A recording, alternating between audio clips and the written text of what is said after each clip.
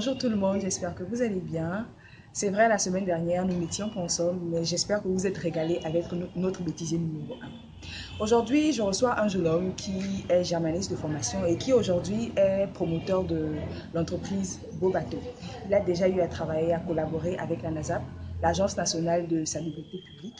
Bref, on va à sa découverte, mais avant, si vous n'êtes pas encore abonné, je vous invite à le faire, à activer toutes les cloches de notification pour être informé à chaque fois que nous postons un nouveau numéro. Abonnez-vous, suivez-nous sur nos différents comptes réseaux sociaux, Facebook, Twitter, Instagram. Allez, c'est parti. À la découverte d'un tableau numéro 9, ça commence maintenant.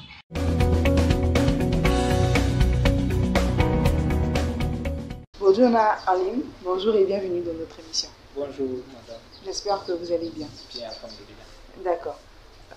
Vous êtes le responsable de l'entreprise Beau Bateau. Si. Comment êtes-vous arrivé à l'entrepreneuriat? Je suis arrivé à l'entrepreneuriat parce que je n'avais vraiment pas de goût par rapport à l'étude classique que j'étais en train de faire. Donc je me suis dit, j'ai une passion qui me motivait.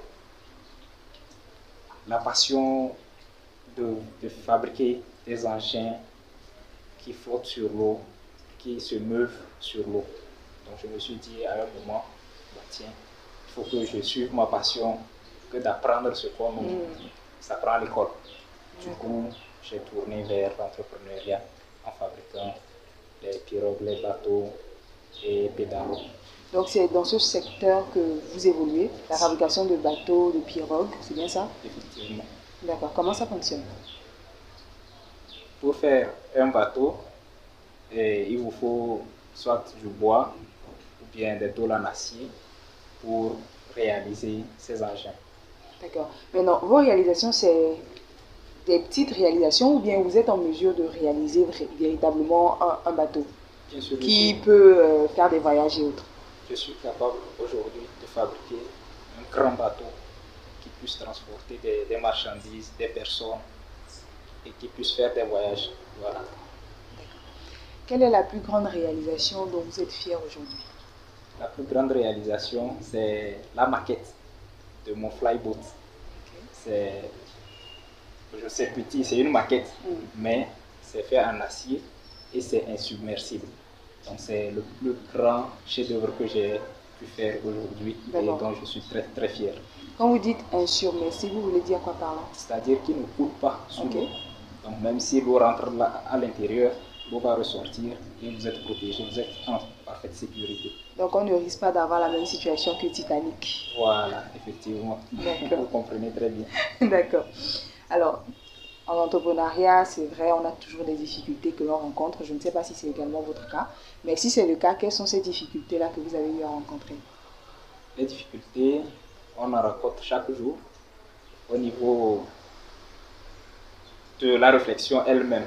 C'est-à-dire, vous sortez du cas de tout le monde, on va faire les langues et vous tournez d'un coup vers le domaine scientifique, les calculs, la poussée, calculer, bon, on vous trouve bizarre. Donc la société elle-même, d'une façon générale, vous trouve un peu bizarre. Et si on parle de l'atelier, vous trimballez avec des tôles à couper, à souder. Mais lui là, il vient de quel monde? Il fait la A4 et aujourd'hui, il tourne avec les scientifiques. C'est un peu chose.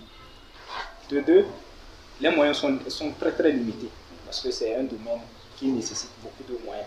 C'est de l'innovation carrément que nous sommes en train de faire. Donc pour inventer ou bien mettre en œuvre les résultats des théories que vous élaborez, il faut vraiment des moyens. Donc nous sommes un peu limités par là, mais nous continuons de mettre toujours les moyens et de surmonter toujours les difficultés là pour arriver un jour à asseoir vraiment ce que nous sommes en train de vouloir construire. Voilà. Tout à l'heure, vous avez parlé du domaine littéraire et du domaine scientifique. Est-ce que la transition a été facile? Partir du domaine littéraire pour aboutir au domaine scientifique? Ça n'a pas été très facile. Parce que c'était une décision qui m'a vraiment pris du temps. Et j'ai vu que voilà, c'était la peine. Parce que nous allons apprendre nous apprenons des théories des autres. Et pourquoi pas fabriquer nous-mêmes ce qui est utile à nous? J'ai fait l'allemand. Pourquoi apprendre la langue des autres alors que je peux fabriquer des pirogues, des pédalos pour servir à ma communauté ici proche.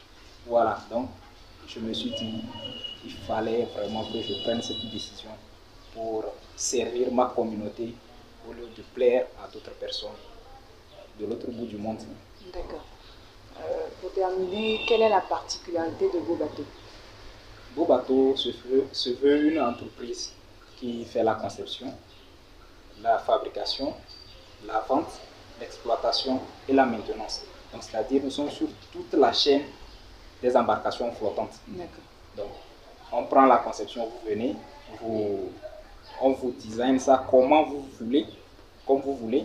Et ensuite, on réalise, ou soit on vous vend directement, ou bien il y aura aussi d'autres structures qui vont vendre vos embarcations.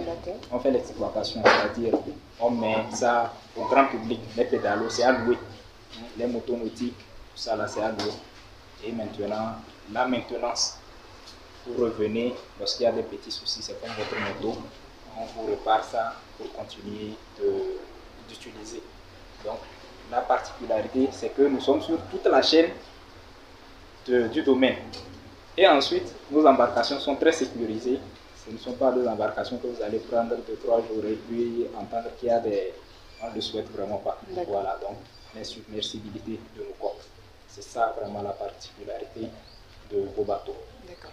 Donc si je comprends bien selon ce que vous venez de dire, nous avons des bateaux made in Togo. C'est bien ça? C'est ça. Fier de vous. Alors là, franchement, je ne sais pas pour vous qui nous regardez, mais à l'entendre, on peut carrément être fier de ce qu'il a réalisé, de ce qu'il a fait. Alors, merci d'être passé dans notre émission. C'était un réel plaisir d'échanger avec vous. Je suppose que vous le savez, ce n'est pas fini. Nous allons passer à la deuxième partie de notre émission. D'accord.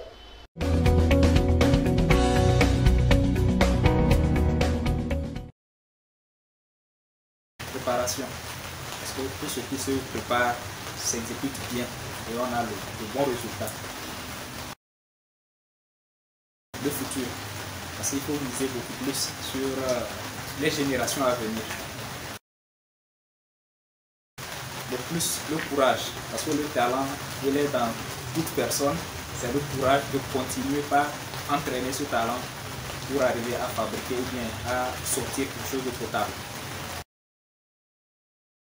Ma maman, c'est elle qui m'a donné la vie. Cuisine traditionnelle, parce que c'est une cuisine qui est très riche et qui nous protège, surtout côté santé. J'aime le foufou. C'était en ligne dans Question Surprise. À la découverte d'un talent numéro 9, c'est fini pour aujourd'hui. Nous avons reçu Bojuna en ligne, promoteur de l'entreprise Beau Bateau.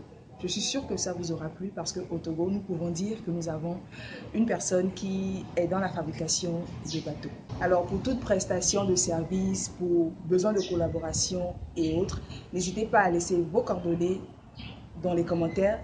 Nous nous ferons un réel plaisir de vous mettre en contact. Encore une fois, abonnez-vous, ça nous encourage.